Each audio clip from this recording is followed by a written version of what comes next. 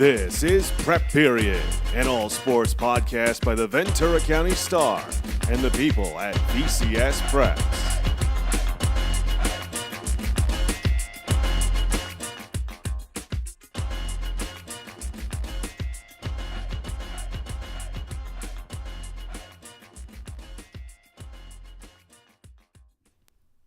Hello and welcome to episode 39 of Prep Period, the Ventura County Star's all sports podcast. My name is Dominic Massimino. He is Joe Curley. We are sports reporters here with the Ventura County Star. You should be used to our faces by now, 39 episodes in. Excited to come to you live again this Tuesday. It's 12:30. We have so much to talk about, Joe. We got CIF championships in softball and baseball. We got state championships for track. We got college stuff going on. We got everything to talk about. But first, how are you doing? How was your marathon of a weekend? How are you feeling today? We had a great time. I had a lovely driver. Drove me all around Orange County. Well, I was able to blog live while we were on the I wore my cap. 5 or whatever. I wore my 91. chauffeur cap. Drove Joe around in a stretch limo. You're a tremendous driver. So that was, we had a, it was what, 14, 15 hour day, 16, if you include writing, even more. But it was worth it. It was, we brought home one championship and a state champion. It wasn't us, Joe. It wasn't us. It was the talented athletes. We delivered the news. We're like the town crier, right? Hear ye, hear ye. We didn't win anything, but we brought it home. We delivered the news. There we go. That's a nice way of thinking about it. Before we get started, I'm gonna bring this to the front of the show from now on because it's that important to me. If you're watching this video, if you're watching us live here on YouTube, go subscribe to the show. Please, please, please go subscribe to the show. Go click the subscribe button right below our lovely faces. It really helps us grow the show, helps support us and our work. Subscribe to the show here on Spotify, on Apple Podcasts, wherever you're listening or watching. Go follow us on social media at VCS Preps. And just follow along, man. We love doing this and love reaching as many people as possible to tell these stories. So do that. Joe, we got our top stories of the week has reached a somewhat extreme length, so we're gonna see if we can set a land speed record as we go. All right, let's go. All right, let's go. I'm ready. All right, 90 seconds. Boom. You first, Joe. You start us off. All right. This week's top stories include at number 1, Oxnard High softball delivering CIF Southern Section Division 4 championship with a 3-1 win over Mission Viejo, thanks to a 3-run home run clutch shot from junior Rachel Godet and stellar pitching by sophomore Destiny Herrera. Nice. At the state track meet, like I mentioned, we had a state title come back to the area thanks to Calabasas sprint star Malia Rainey. She wins the girls 100-meter crown in 11.38 seconds. She's the first local sprinter in not a very long time, just 2 years, to win that title since Nia Clayton of Oaks Christian back in 2023. Agur High baseball and Grace High softball suffer the agony of defeat in a Southern Section championship game. Came down to big innings allowed for both of those teams. Agur was leading 6-1 in the 5th in Division 3. Grace scored first in Division 5. We have NCAA track and field championships coming up, and by our count, 3 locals have qualified for the finals out of the East and West preliminary rounds. 2 distance stars in a name you should be familiar with, Sadie Engelhart from Ventura at NC State. She makes it in the 1500. Colin Solomon, former Newbury Park star at NAU in the 800 meters. That's the indoor record holder for the 800 meters, Colin Solomon.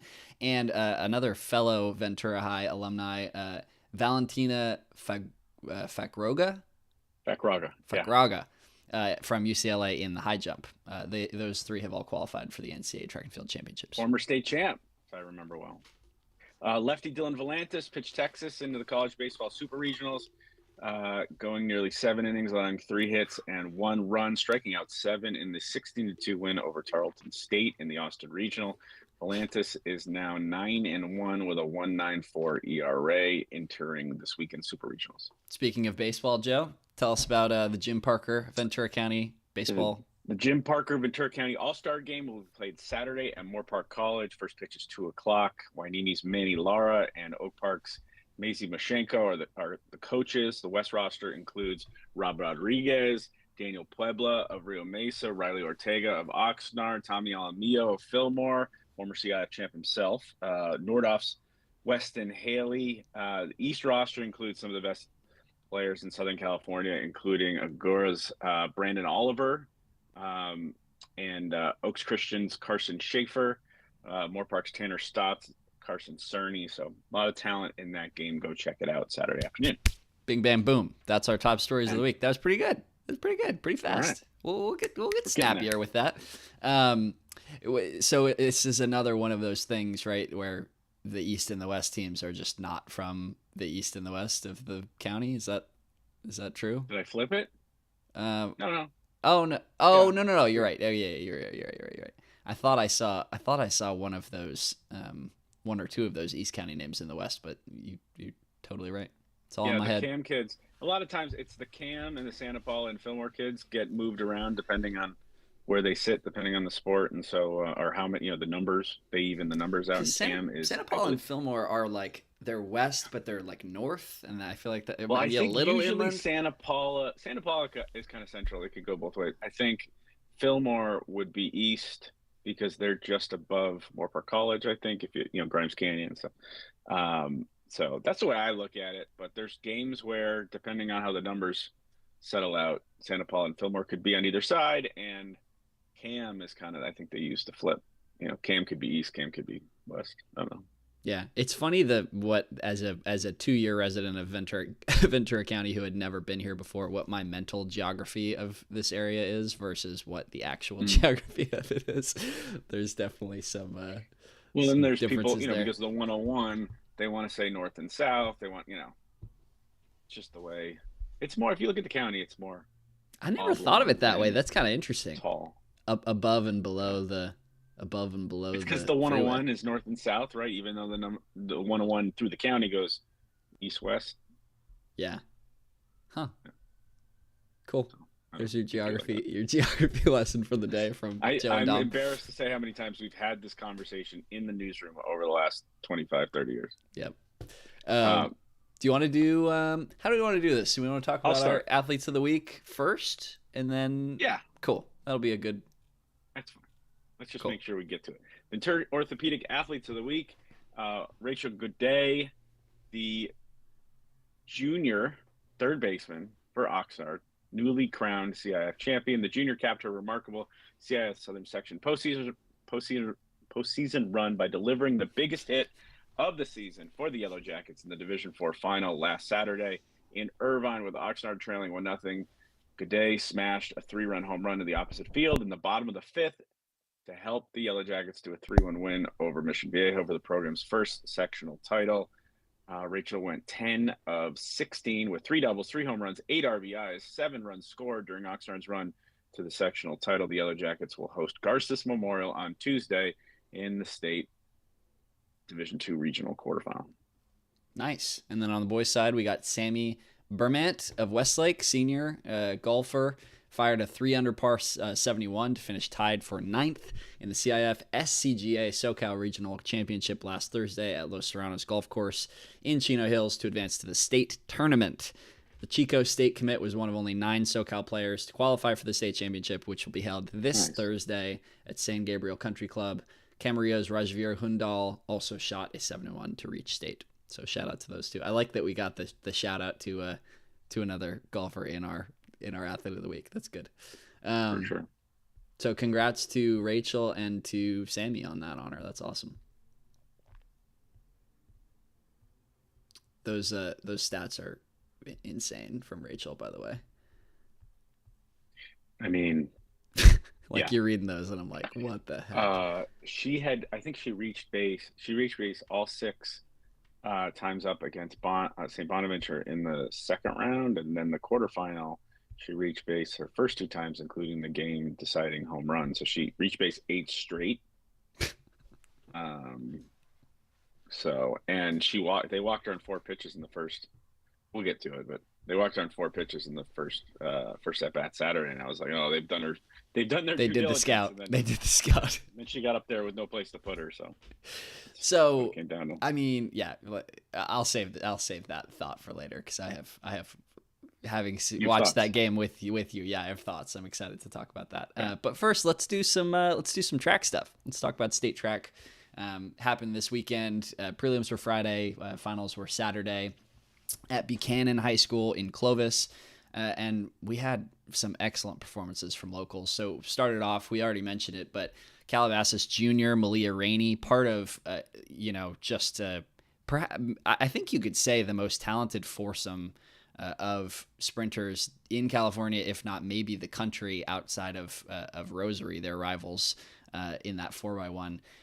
So Malia Rainey wins that 100-meter title in 11.38 seconds, followed by teammates Olivia Kirk and Marley Scoggins, who were 5th and 8th in the final. So there's 9 runners in the final of the best sprinters in California in the 100 meters, and 3 of them were Coyotes. So really impressive stuff there. Kirk came back and was 3rd in the 200-meter final as well. And then, flipping over to the boys' side of things, somebody we've talked about so much, Moore Park's Davis Benson. He qualified in 4 events for the state track meet.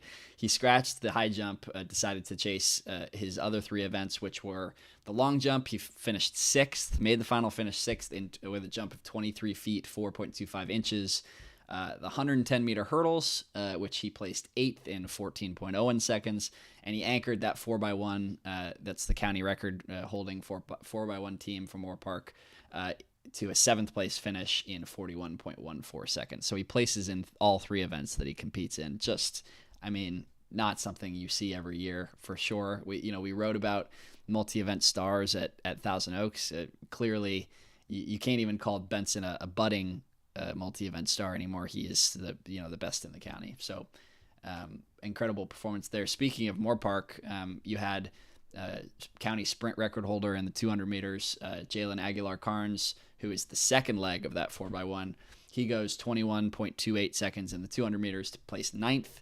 And then fellow county record holder Jaden Griffin from Newbury Park in the 100 meters, he goes 5th in the 100 meters in 10.41 seconds. That is the highest finish of any Newbury Park sprinter at the state meet in that event.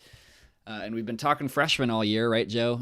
These talented freshman performers, the Cruz twins who made state in the 3200, Camilla Peltonen who made state in the 400 and the 200.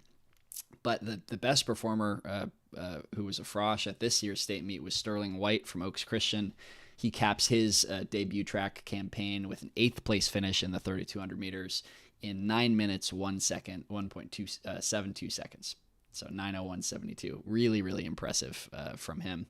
And then, last kind of top performer before we move on to our interview, which should be coming up in a little while, is Oak Park sophomore Gwyneth Murieka finishing 5th, tied for 5th in the high jump with a clearance of 5 feet 4 inches.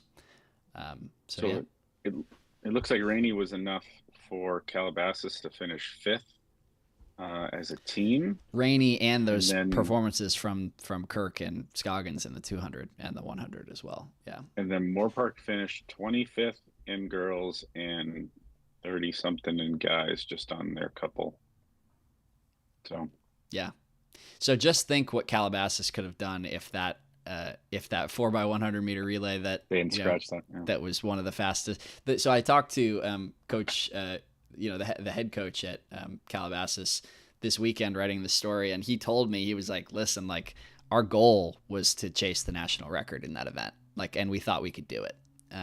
For sure. Yeah, and he's not one for exaggeration. They were close, and as luck would have it, you're running around at these track meets when you're taking photos and doing the reporting, and you just can't be in every place at once.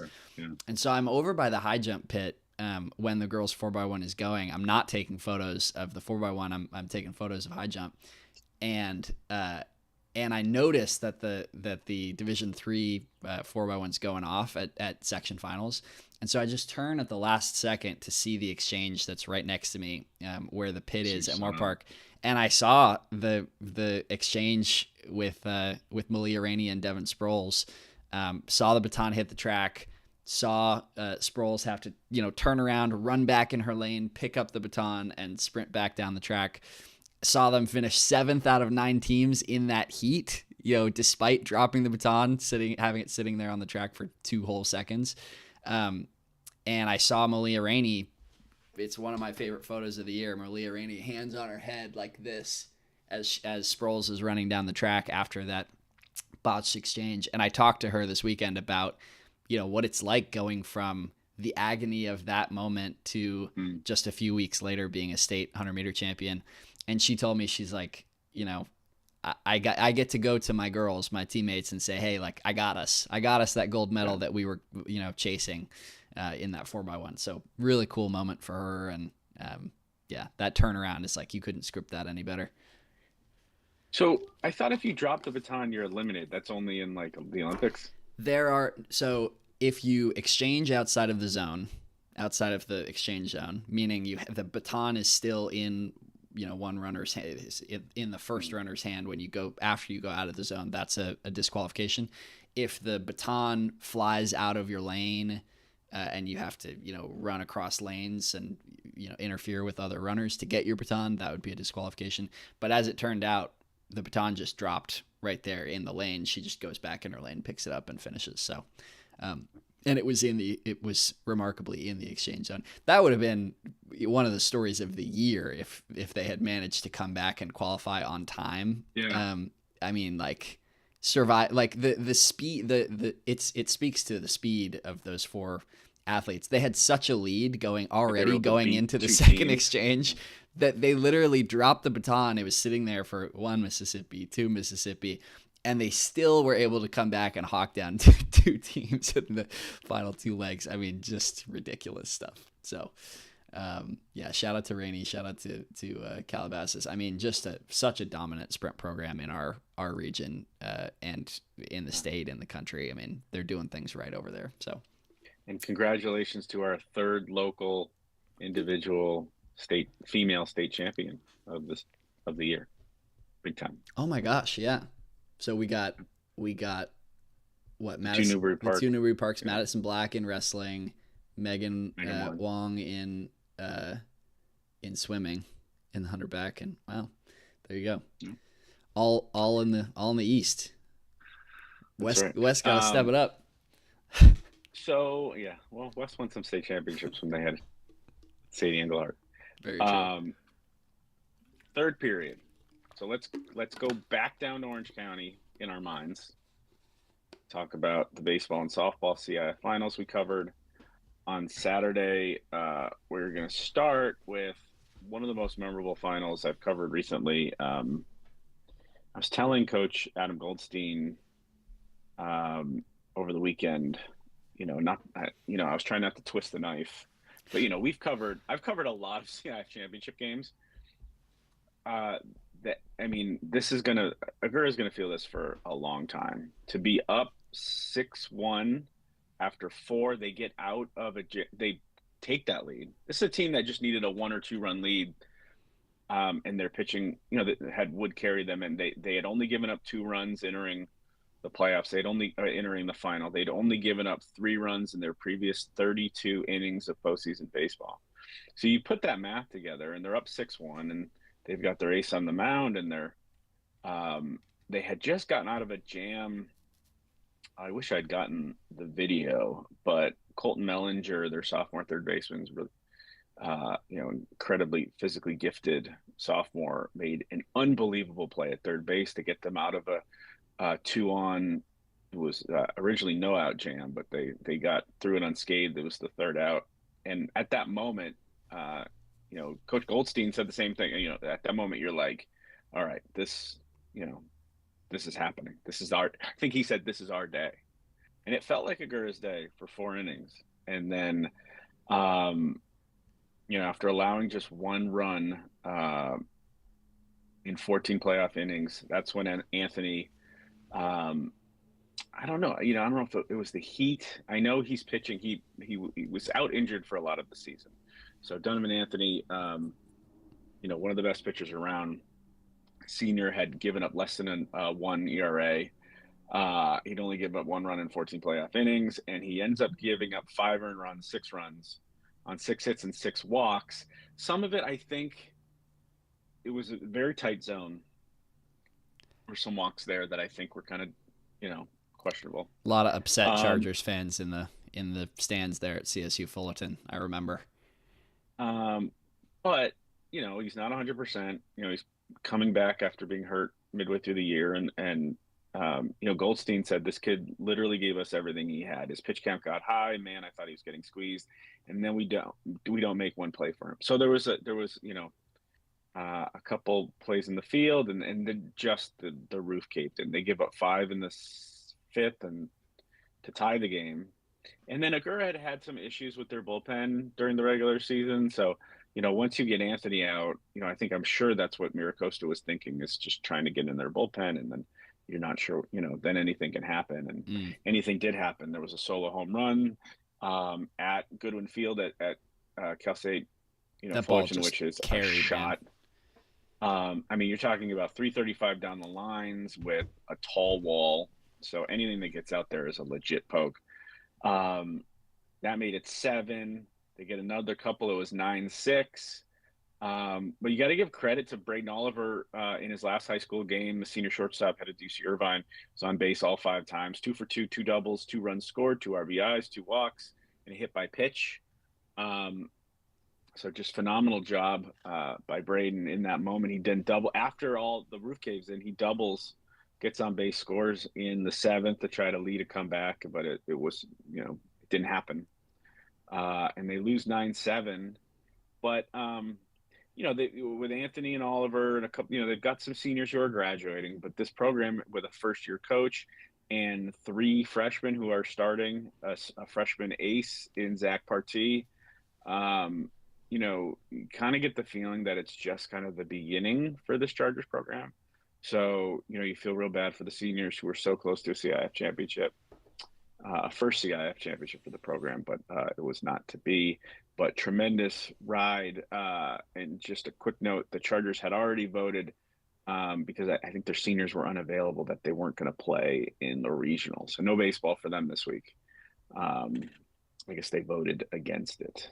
But, quick note, not sure how much that's going to happen going forward, because next year will be the first year of, like soccer this year, you'll have softball and baseball actual state championships next year. So yeah, team that'll be interesting to see what it looks like. Having a true state title to play for, that changes things, I imagine, in a lot of people's minds. Anything to add from what you saw from Irvine?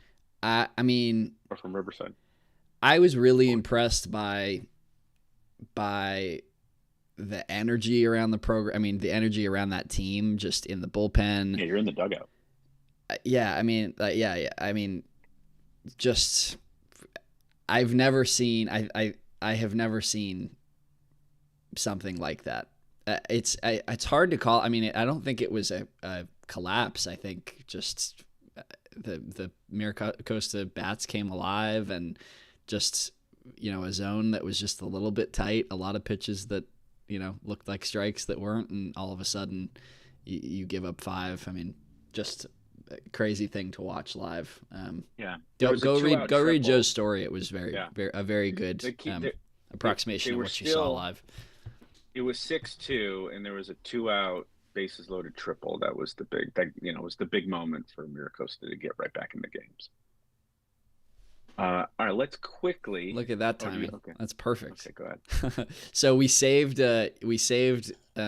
one of the great performances from the state track meet. I had kept it in my back pocket when we were talking through things, because we are admitting to our Zoom call right now one of the great performers from the state track meet this year. Once Microsoft Teams decides to, I said Zoom call. Once Microsoft Teams, no, I hit it already. It's admitting slowly. I'm gonna wait to do my introduction of our guest until she's in here.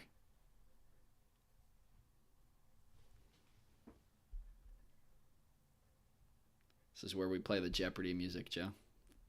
I gotta have a soundboard for the future. I wonder if there's an issue with her um, connectivity.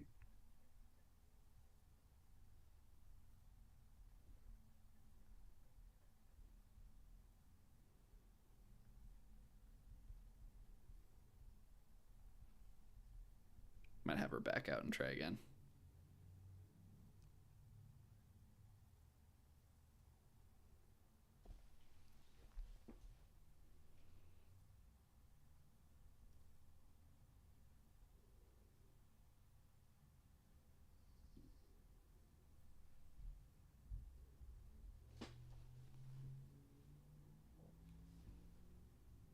For those watching live, thank you for staying with us.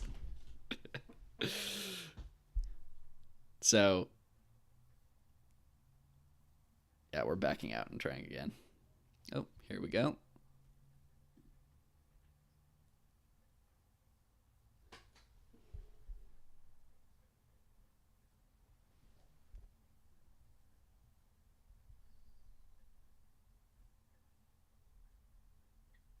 Doesn't work. Maybe see if they can get on a Wi-Fi or something. Might just be connectivity.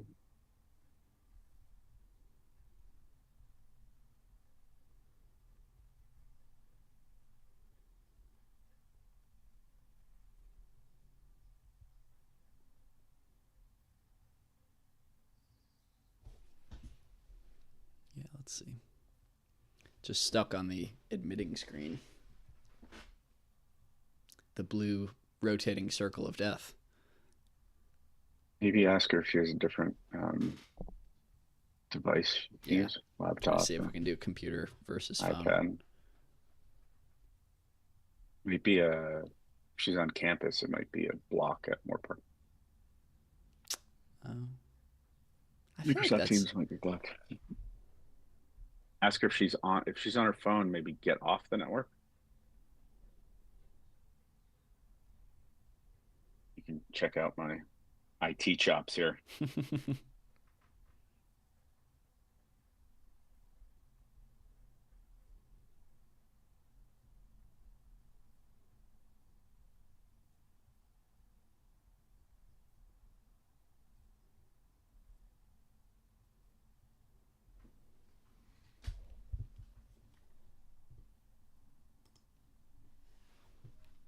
Oh, third time's the charm. Let's go. Wow. We got it. We got it. We got it. That's an upset. How's it going? Hi. Oh, shucks. Good. How are you? Doing good. Would you mind flipping the... Wow, we did the hand flip thing at the same time, Joe. That was cool. Would you mind just flipping the see phone sideways? Dom, you Yes. look frozen to Is me. that better? Yes, that's perfect. Am I frozen you? No, you're not frozen, Joe. You're good. Are you frozen too? I You're don't frozen to me, but I guess it doesn't matter what I see. Yeah, it doesn't matter what you see. I'm good on the Hi, good on G. the live stream. Hi. Hey, Gianna, how are you? Welcome. How are you doing? I'm doing great. How are you? Doing great. Thank you so much for joining us in your lunch break. I appreciate we Of we course. appreciate you Thanks for making the time. having me. So and I Of course.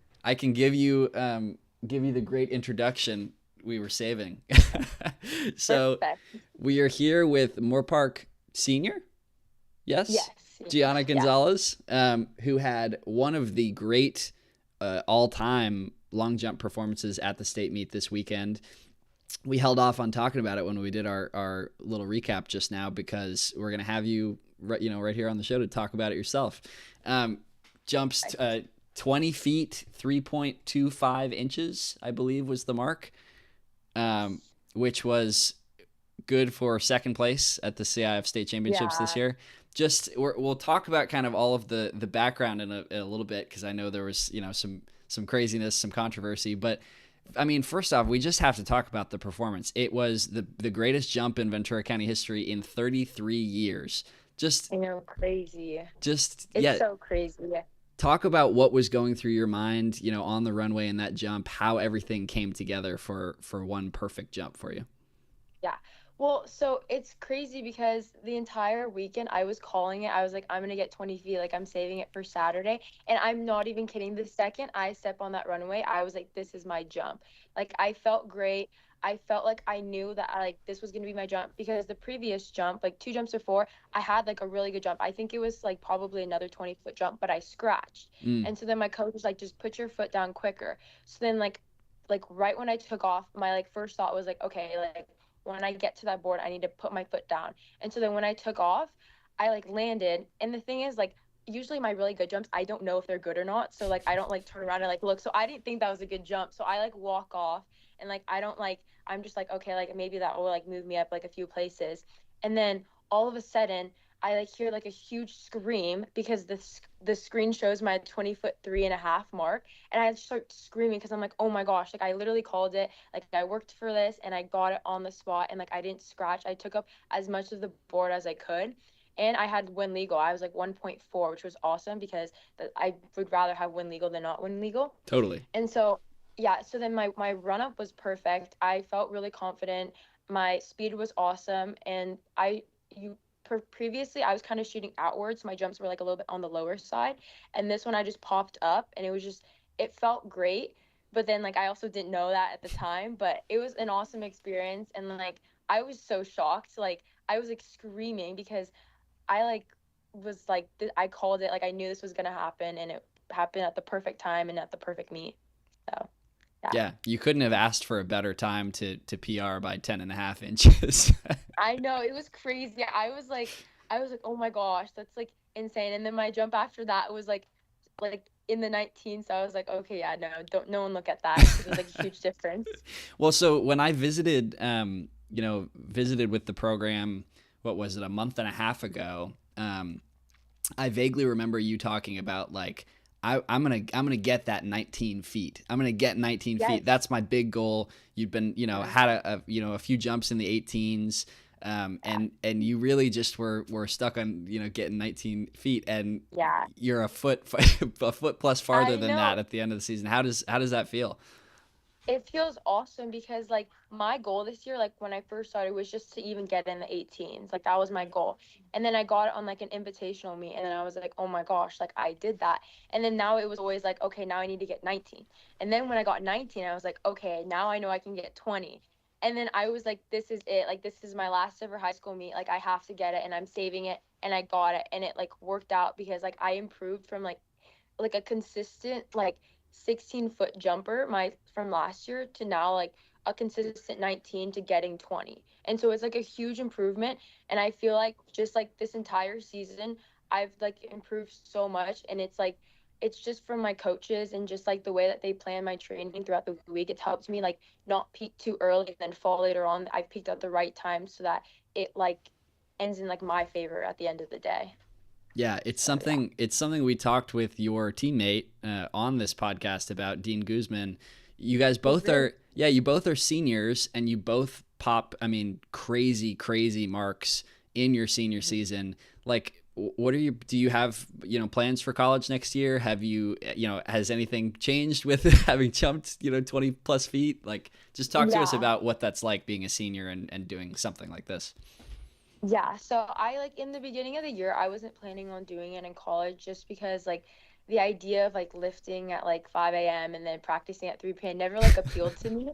But then like when I started like improving, specifically in the long jump, which is the one event like I love because it's the most fun, and for me, I feel like it's less competitive. It's more just like kind of like a team thing for me. Like I like to bond with the girls more in that area.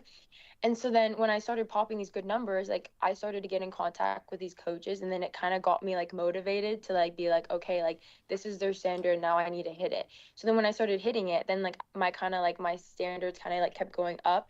So I've been talking to colleges. I've talked to USC, Boise State, UC San Diego, Santa Barbara, um, SLO, and I have a few visits with them in these next couple of weeks. So I'm really excited to see what's in store, and hopefully I can pop a 21 or 22 in college my first year. Amazing. Well, I mean, Yeah, hey, if you stay good on the turnaround. same trajectory, right? Like that's Yeah. it's not out of the realm of possibility. So, talk to us about, I talked with your coach, Coach Dearborn, a little bit about this on the day, but clearly, so, a little bit of controversy in the finals. You tie with, another athlete, and then, the tiebreaker goes to your next best jump. You talked about your jump after being not exactly what you wanted, but just tell me what happened from your point of view as the athlete on the ground. I mean, like, when did you hear about the tie? When did you hear what the final determination was? That kind of thing. Yeah. So when I first jumped it, like I knew that the girl who won, Ellie, she jumped a 20-foot three. I didn't remember seeing the point 0.5 on the screen because they didn't put it in the system. Mm-hmm. So then they told me I was like in lead the entire time. So like my mentality was like, okay, like I'm in the lead. Like she has the 4x1, and usually when you come back from a race, you're kind of like not fully in that mental state to like where you're like, okay, like I have this jump. So I kind of knew that maybe she wasn't going to be at her best. So that's why like I was mentally like ready to like win it and just kind of like celebrate. So then when she scratched her first mark, my dad tells me, because then they updated the system, that she had that 0.5. He told me, he was like, you're not first, you're second. So then I was like confused. I was like, well, then why am I like being told on the microphone that I'm first? Yeah. So then after she scratched her second jump, the girls come to me and they're like, oh my gosh, you won, because they had no idea that it was updated. So then like not only was I really confused, but Ellie was like right there too, and like she was kind of like a little bit sad. So like I didn't want to celebrate in front of her, because also I also didn't want to have that thing where I celebrated a lot and then I get let down that I didn't like win. Yeah. So then I just kind of just like, okay, like let's just all wait till the results come back. Like there should be no celebration until it comes back, because that's like the final results. So then it kind of takes about like 5 minutes, because she has to get the whole thing in, and then all the girls walk over, but I didn't like walk over because I was so confused. And then the people working it tell Ellie like the whole situation, and Ellie tells me. None of the officials told me what happened. Ellie had to explain it to me, and she was just like, basically like, we tied for first and they messed up my mark, but my second jump was better than yours. So then I was just like, okay, like congrats. But I was kind of like a little bit sad, because like I like had that like thought that I was winning, and so like I just like wish that mistake didn't happen, so that like I like didn't have to face her face to face and she had to tell me I like lost. But I do think that like I wish the wins were the same, because she had 3.7, I had 1.4, and so maybe there could have been like another inch or two I could have gotten that could have helped me. But I mean, we both put up a great competition and we both jumped really well. I just feel like on the official side, they could have done a better job of handling that. And like definitely that, especially at this high of a level at state, there's like mistakes like that shouldn't have been made at that. But and I mean, it's not like there's like officials that could be older who can make mistakes, but they were like probably like in their 50s, 60s, and it's like I feel like that's something that shouldn't have been on their end. Like it shouldn't have been like that.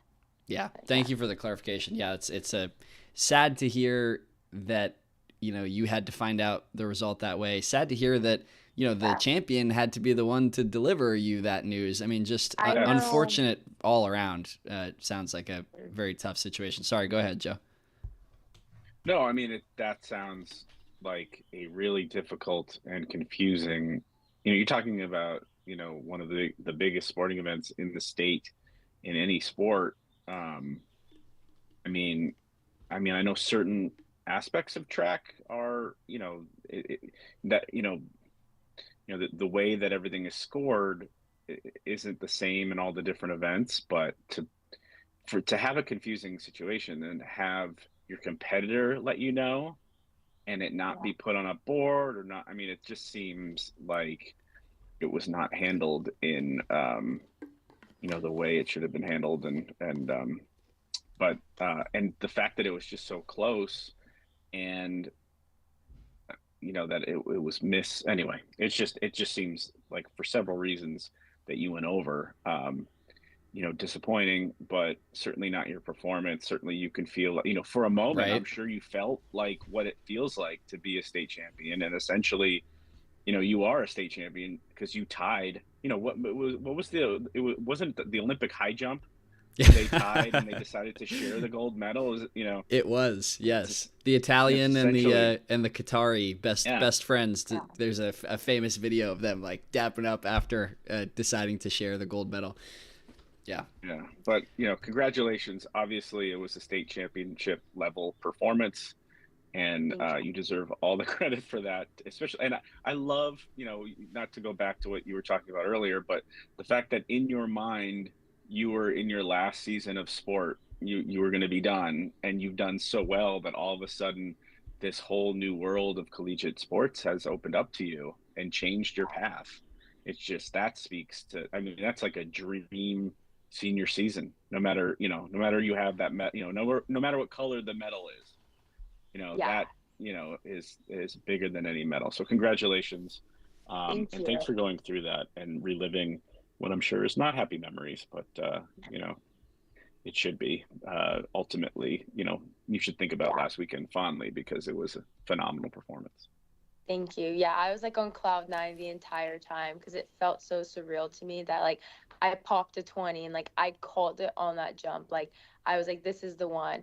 And so it just felt like so surreal. And I was just grateful for the opportunity that I got to do it there and like make top two in the state of California. And I knew the Deuce wouldn't misreport a state. I knew it wasn't his fault.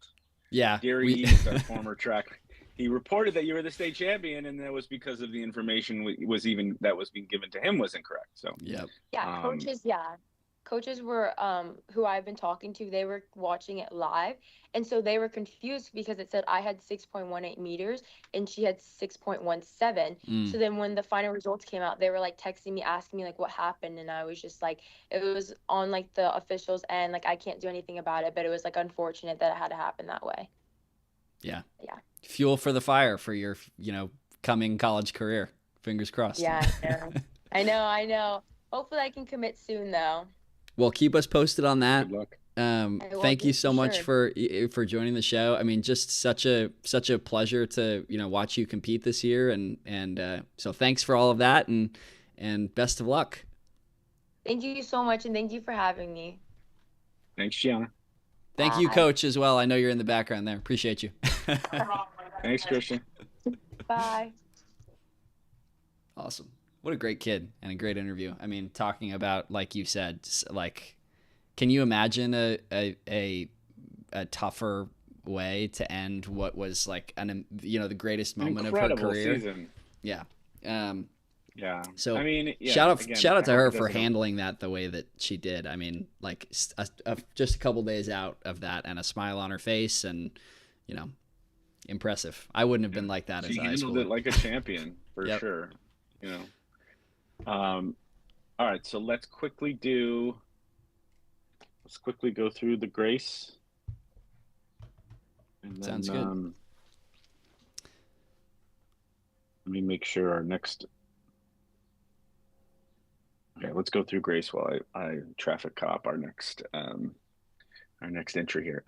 Irvine Northwood 11, Grace 1. It's a deficit that seems like a blowout, but the game itself was not. The score was not indicative of the type of ball game that Grace had itself in.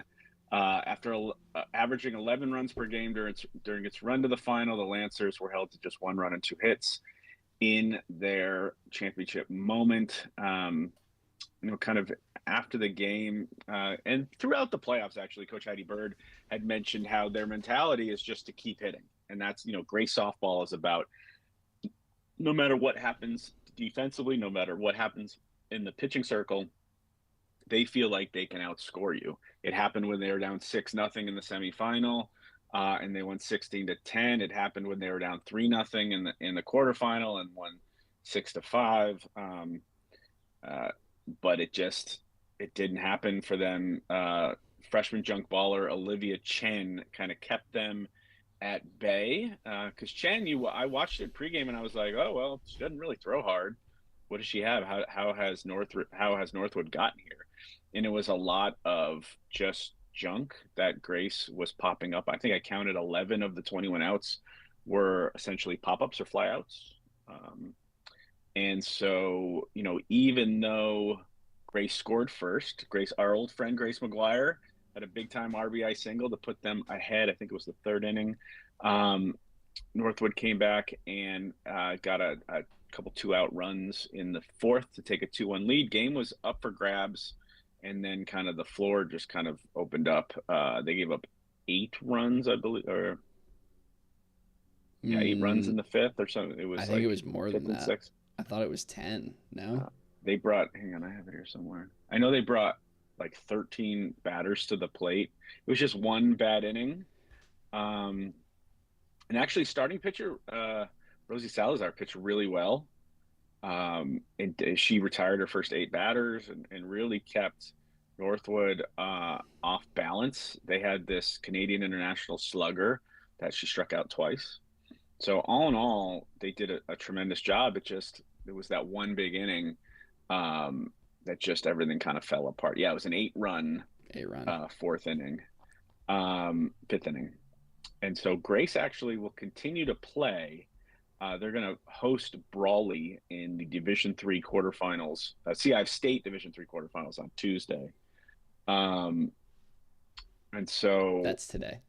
For anyone wondering. Today. So this is by the time. So yesterday, if you're watching this on Wednesday,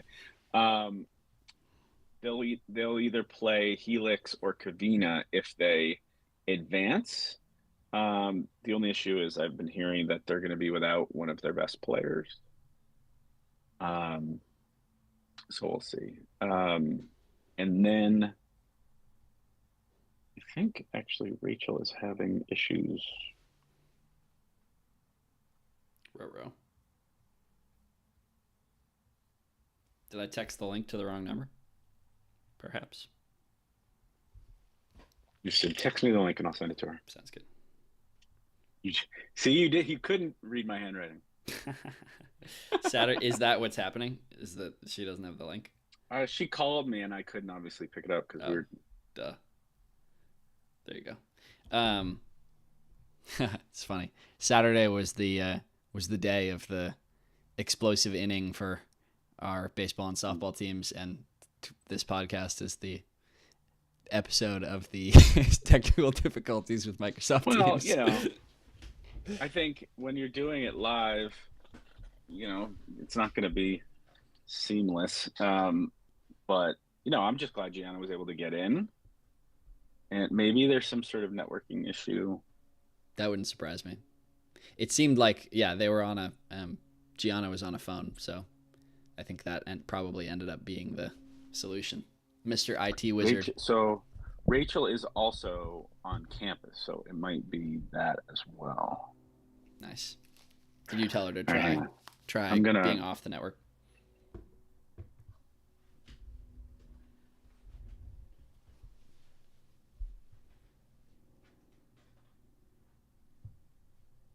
And I'll be right back. Let me see what I can do.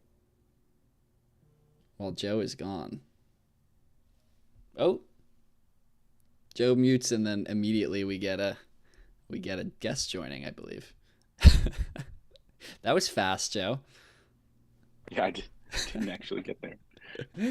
Hey, Rachel. Can you hear us okay? Yeah, there she I is. can hear you.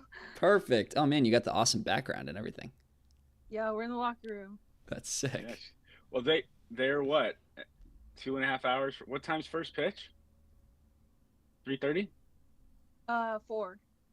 4. Okay. So yeah, they got like less than 3 hours to play. All right, so let's get this going. So we haven't. So, Dom, do you want to do we want to go over Oxnard in front of her and then ask her the questions? Let's do it. Let's do it, Joe. All right. We haven't talked about that. I mean, Rachel gets yet. to listen. So yeah, over again at all of the amazing things that she and her teammates did on Saturday. We're gonna set you up. Oxnard 3, Mission Viejo 1 in the Division 4 CIF Southern Section softball championship. Junior Rachel Gooday's 3-run home run with 2 outs in the bottom of the 5th inning provided the Yellow Jackets runs. Going 1 for 2 with a home run, 3 RBIs, and a walk. She finished the sectional 10 of 16 with 3 doubles, 3 home runs, 8 RBIs, 7 runs scored.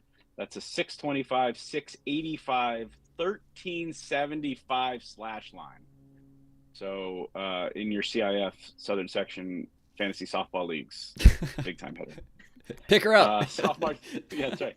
Sophomore Destiny Herrera allowed 5 hits and an unearned run, striking out 3 without a walk to earn the win in the circle for Oxnard. The sophomore pitcher did not allow an earned run in 37 postseason innings. Opponents hit just 189 with 29 strikeouts. She did not walk a batter in the last 28 and a third innings of the sectional. For the first sectional title for Oxnard, which includes longtime head coach Paul Tinoco and assistant Albert Pilpil. I think it's 22 years for the Brain Trust there. So obviously a huge moment for them. They put a lot into that program. And like we kind of alluded to, Oxnard will host Bakersfield Garces in the CIF State Division II quarterfinal Tuesday in about an hour and 2.5 hours. They will either travel to Great Oak or host El Capitan in Thursday semifinals if they're able to progress. Riverside Prep, which eliminated Oak Park in a really dramatic second round CIF Division III, I think it was. Second round game, is the number 1 seed in that division. Rachel, how much softball do you want to play this week? A lot, as much as possible. That's what I want to hear. That's the right answer. All right. Before we get to all this other stuff, just bring us through that moment. You've now had several days to savor it and to process it, but 2 on, 2 out, trailing 1-0 to the Mission Viejo team that had eliminated Channel League champion Rio Mesa. Just what are you thinking? What did you see? What happened? Obviously Dom and I know because we talked to you on Saturday, but tell the listener the situation and how it developed for you from your perspective. I think, okay, from travel, they prepared me to be in those situations, which was good. And it honestly was nothing new, which it was a very familiar feeling. And when I hit it, I was just like, that has to be my favorite home run I've hit, probably. It was amazing. And I think so. Yeah, it was great because our team was doing amazing, holding it down, all around.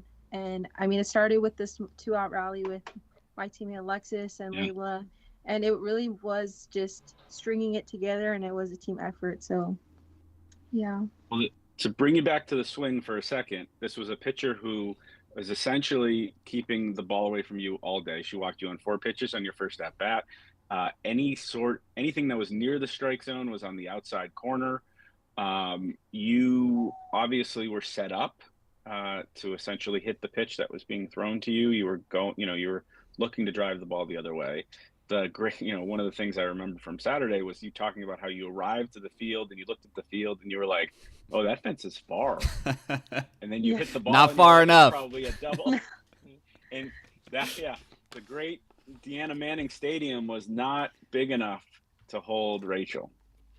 Yeah, I have played there before, actually, when I was 12, and we won a championship there as well, which is pretty cool. But whoa, nice. Did you homer then? I didn't.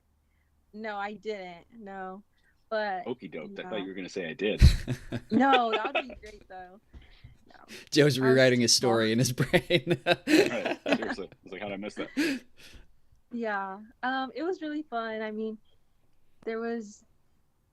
It's just attacking the pitch that I wanted to hit, not letting her work me, but me working her, making sure it was something that I knew I could hit far and hard.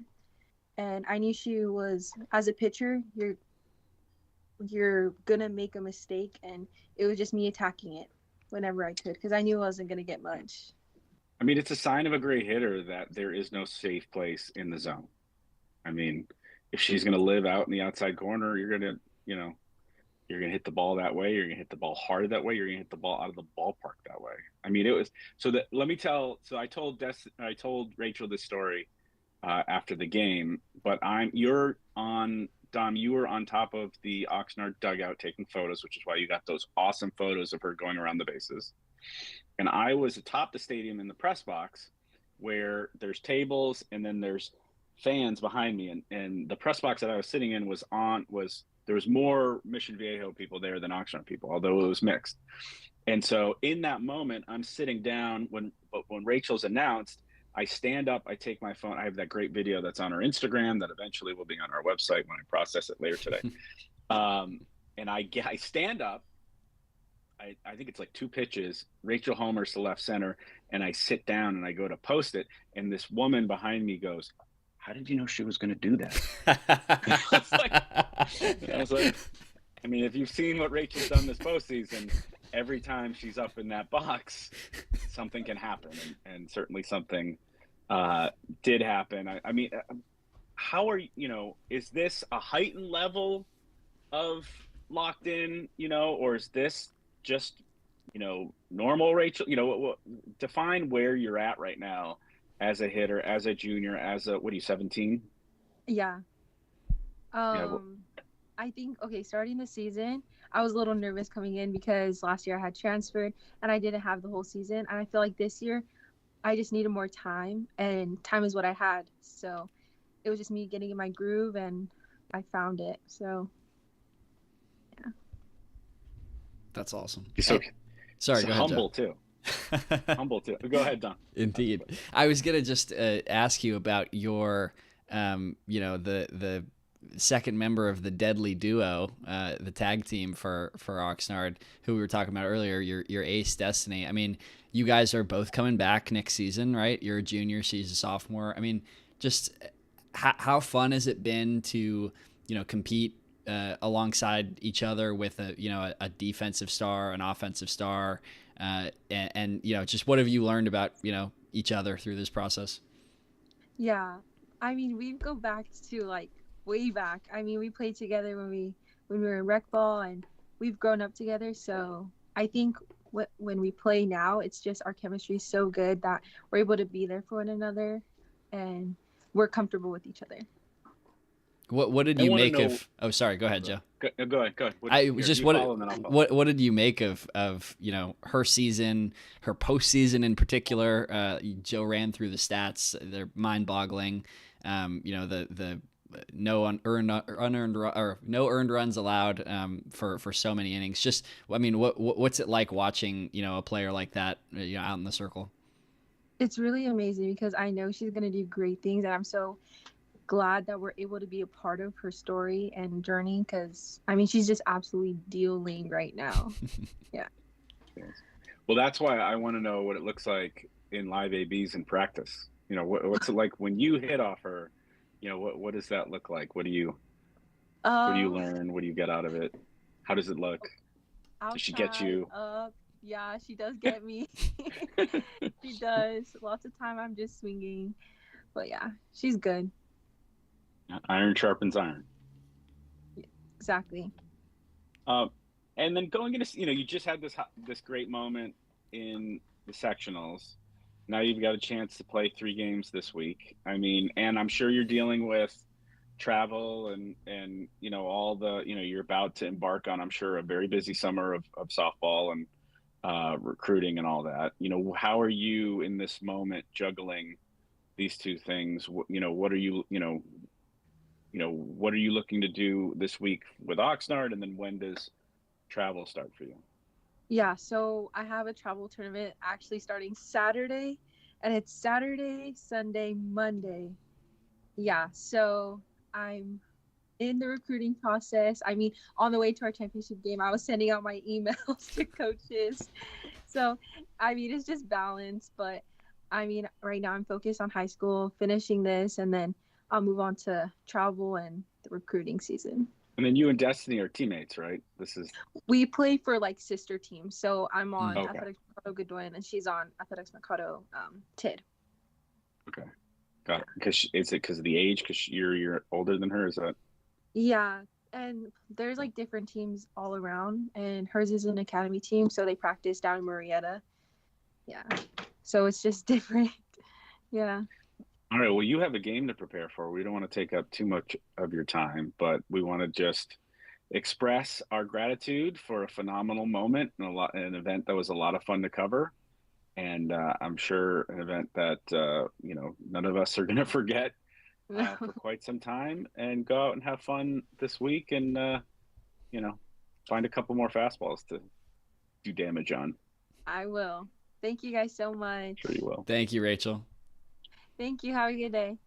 Thanks, Rach. Shout out to O-Town, man. Yeah. Hey, O-Town traveled. Let me say that. Yeah.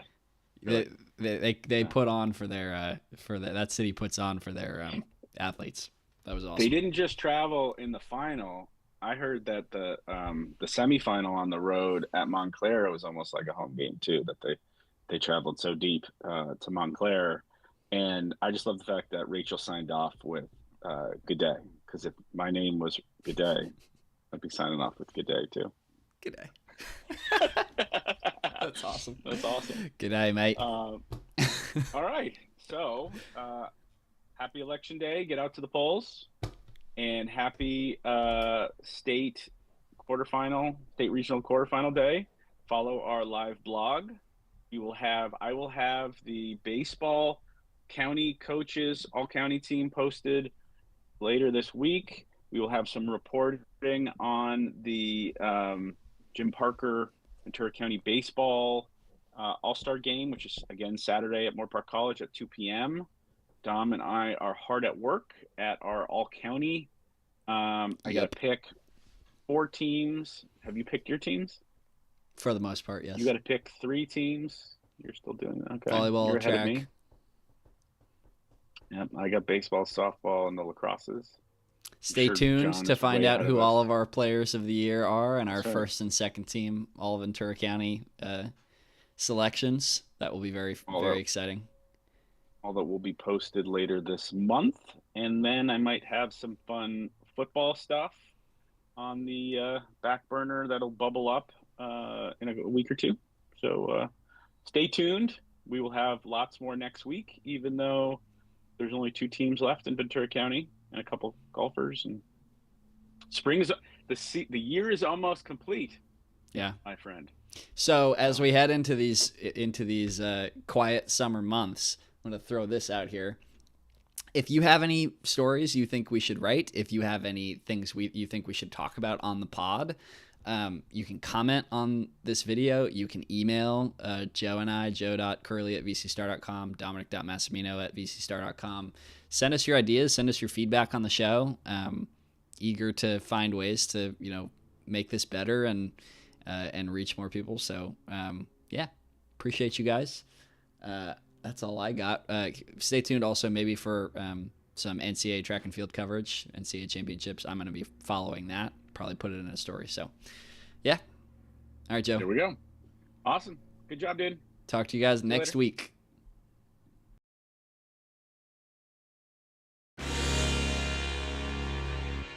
It comes down to this for Thousand Oaks in their season. It is a gift to Martin. Martin gets the first down and more. With a nice little screen to the left-hand side. One play and see ya later. Caldera dives into the end zone. Touchdown Oxnard. What a fitting way to end that run. He's at the 40. He's at the 20. 10.